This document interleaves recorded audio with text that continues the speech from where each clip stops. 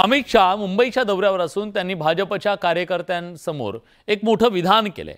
2029 मध्ये एकट्या भाजपचं सरकार असणार असं मोठं वक्तव्य केंद्रीय गृहमंत्री अमित शहांनी केलंय।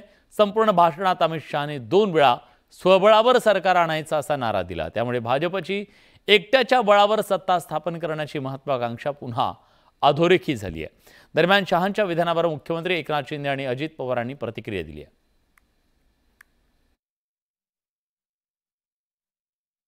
24ला महायुतीचं सरकार येईल, आता 29ला वेळ आहे, परंतु जे त्यांनी काय विश्वास जो दाखवला आहे तो आज जे काही देशामध्ये आपण काम करतोय, राज्यामध्ये आपण काम करतोय, आज देशामध्ये 10 वर्षामध्ये जे मोदीजींनी आदरणीय प्रधानमंत्री मोदीजींनी जे काम केलं 50-60 वर्षात दाखवा ना।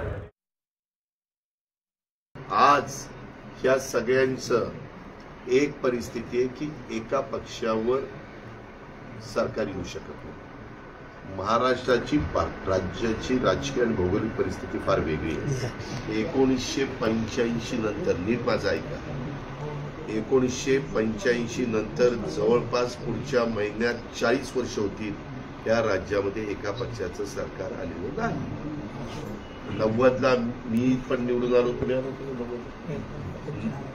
90ला तिथं काँग्रेसला 7 जागा कमी पडल्या। अपक्ष सुभाष अण्णा कुल, तोताराम कायंदे असे अनेक मान्यवर एकत्र केले आणि ते सरकार बनवले।